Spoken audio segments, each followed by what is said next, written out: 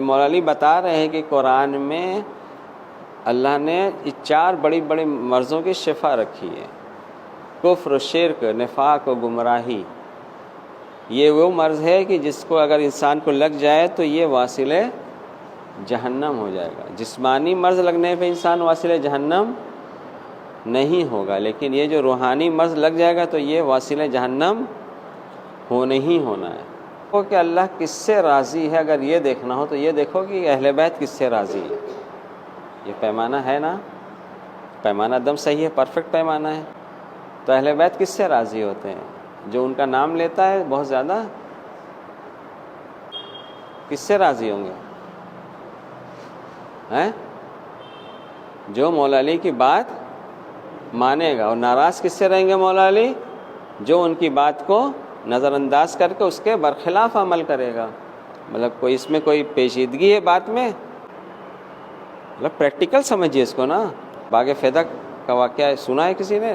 سنا ہوگا، لیکن اس کا پورا خطبہ نہیں سنا ہوگا کسی نے، کیونکہ میں نے خود نہیں سنا ہے۔ میں نے جب پڑھا ہے کتاب میں تب مجھے ملا ہے کہ وجہ کیا تھی، کیا تھا وہ، جبکہ وہ جرم ہمارے معاشرے میں بھی ہو رہا ہے۔ لوگ کرتے ہیں ایسا جرم کہ باپ کے مرنے کے بعد اس کے لڑکی کا ترکہ نہیں دیتے ہیں۔ وہی جرم انہوں نے کیا تھا، اور اس کی دلیل کیا دیتے تھے کہ رسول اللہ کی ایک حدیث ہے کہ انہوں نے کہا تھا کہ ہم گروہ انبیاء نہ وارث بنتے ہیں نہ وارث بناتے ہیں۔ تو جناب سیدہ سلام اللہ علیہ نے ان سے کیا کہا تھا پتہ ہے؟ کہ کیا تم لوگوں نے قرآن کو پشے پشت ڈال دیا ہے؟ بات سمجھ رہے کہ نہیں؟ جیسے ہم لوگ یہ کہا جاتا ہے کہ غیر شیعہ قرآن کو آگے کرتے ہیں، یہ کہا جاتا ہے نا کہ غیر شیعہ قرآن کو آگے کر کے بات کرتے ہیں، اور جناب سیدہ کیا بتا رہی ہیں اپنے خطبے میں؟ کہ وہ قرآن کو پشے پشت ڈال دیتے ہیں۔ یعنی کہ جو قرآن کو پشے پشت نہیں ڈالتا ہے وہ ہوتا ہے حقیقی اہل بیت کا شیعہ، اور قرآن کو جو پشے پشت ڈال دیتا ہے وہ کون ہوتا ہے؟ وہ شیعہ اہل بیت نہیں ہو سکتا، کیونکہ اہل بیت کی جو تعلیم ہے وہ یہی ہے کہ قرآن کی طرف رجوع کرو۔ مطلب یہ ذمہ داری سے بات کر رہے ہیں، کوئی ہلکی بات نہیں ہے کہ اسے عقیدے کے طور پر نہیں کہہ رہے ہیں۔ جیسے مولا علی کا بہت سارا خطبہ ہے اس میں قرآن کے متعلق، جیسے ایک ہے مولا علی کا کہ قرآن کے بارے میں کہا ہے کہ قرآن ایسی گواہی دینے والا ہے کہ جس کی گواہی مقبول ہوگی، مطلب قبول ہوگی اللہ کی بارگاہ میں۔ یعنی کہ یہ جس کے حق میں گواہی دے گا اس کے حق میں گواہی مانی جائے گی۔ قرآن میں اللہ کی پسند ناپسند کا پورا بیورہ ہے نا، تو اب جو اس کے مطابق عمل کرے گا تو یہ اس کے حق میں گواہی نہیں دے گی اللہ کی بارگاہ میں۔ مولا علی کا وہ قول یاد کریے کہ قرآن خاموش بھی ہے اور گویا بھی ہے، کہ مولا علی نے کہا ہے کہ یہ جس کے حق میں گواہی دے گا اس کی گواہی قبول کی جائے گی، مانی جائے گی اللہ کی بارگاہ میں۔ بات چلی تھی یہاں سے کہ اگر اہل بیت جس سے راضی ہیں تو سمجھ جاؤ کہ اللہ اس سے راضی ہے۔ تو اہل بیت کس سے راضی ہوں گے؟ جو ان کا نام بہت زیادہ لیتے ہیں یا جو ان کی اطاعت کرتے ہیں؟ دیکھیں قرآن بینات و فرقان جو کہا جاتا ہے اسی لیے کہا جاتا ہے۔ آج عیسائی جو ہیں اور یہودی، 2 مذہب ہے نا رسول اللہ کو پہلے کا، کیا یہودی جناب موسیٰ سے بہت محبت نہیں کرتے ہیں؟ اچھا عیسائی جناب عیسیٰ سے محبت نہیں کرتے ہیں؟ تو کیا وہ اطاعت کرتے ہیں؟ محبت بھی جو کر رہے ہیں یہ اپنے اعتبار سے کر رہے ہیں، محبت اپنے اعتبار سے کر رہے ہیں۔ یہاں کیا ہے کہ جو اللہ سے محبت کرے گا وہ ان کی اطاعت کرے گا۔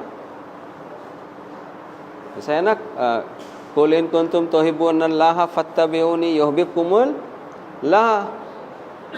اے رسول ان سے کہہ دو کہ اگر اللہ سے محبت کرتے ہو، یعنی کہ اللہ نے رسول اللہ سے کہا وہی ہوا، تو رسول اللہ نے کہا نا کہ اگر تم لوگ اللہ سے محبت کرتے ہو تو کیا کرو؟ میری پیروی کرو۔ تو ہوگا کیا؟ تو اللہ تم لوگوں سے محبت کرنے لگے گا اور اس کے نتیجے میں تم لوگوں کے گناہوں کو بخش دے گا۔ بات سمجھ میں آ رہی ہے؟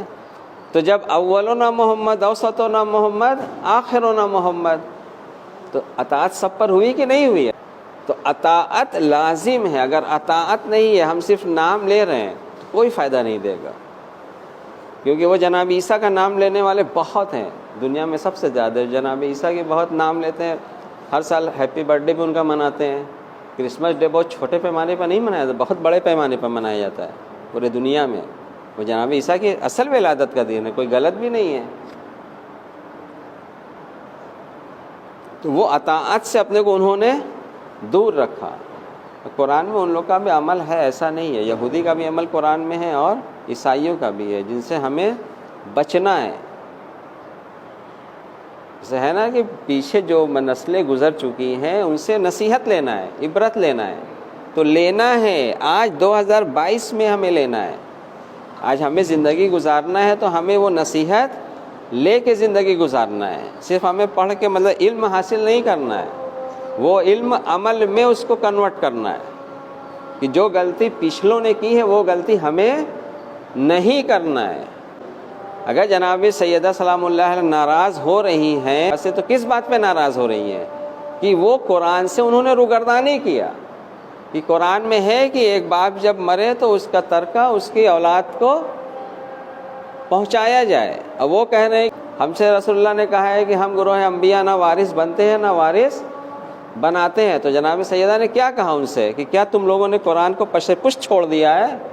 کیا تم لوگوں نے نہیں دیکھا کہ سلیمان داؤد کا وارث ہوا، زکریا کا وارث یحییٰ ہوا؟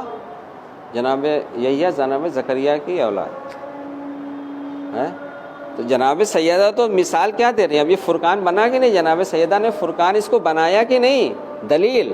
فرقان مطلب حق و باطل میں فرق کرنے والا. تو خلیفہ اول کے دربار میں اس کو دلیل بنایا کہ نہیں بنایا؟ وہ کیا لے کے آئے تھے دلیل میں؟ رسول اللہ کی حدیث کہ انہوں نے کہا ہے کہ ہم گروہ انبیاء نہ وارث بنتے ہیں نہ وارث بناتے ہیں. تو جناب سیدہ سلام اللہ علیہ نے کہا کہ کیا تم لوگوں نے اللہ کی کتاب قرآن کو پشت پشت ڈال دیا ہے؟ اس میں تو صاف ہے کہ یحییٰ زکریا کا وارث ہوا، سلیمان داؤد کا وارث ہوا. دونوں نبی، چاروں نبی ہیں. تو یہ کیسا تمہارا سسٹم ہے؟ تو یعنی کہ قرآن کے حساب سے عمل نہ کرنا ہی کیا ہوا؟ قرآن کو پشے پشت ڈالنا. اور اہل بیت علیہ السلام اس شخص سے راضی نہیں ہوں گے جو قرآن کو پشے پشت ڈال دے. کہ جب یہ دیکھنا ہو کہ اللہ کس سے راضی ہے تو یہ دیکھو کہ اہل بیت علیہ السلام کس سے راضی ہیں. کہ جو شخص قرآن سے روگردانی کر رہا ہے، قرآن کو پشے پشت چھوڑ رہا ہے، تو کیا جناب سیدہ اس سے راضی ہیں؟ راضی ہیں اس سے راضی ہوئی جناب سیدہ؟ تو جب اس سے راضی نہیں ہوئی تو ہم سے کیسے راضی ہو جائیں گی کہ ہم جب قرآن کو پشے پشت چھوڑیں گے تو ممکن ہے یہ؟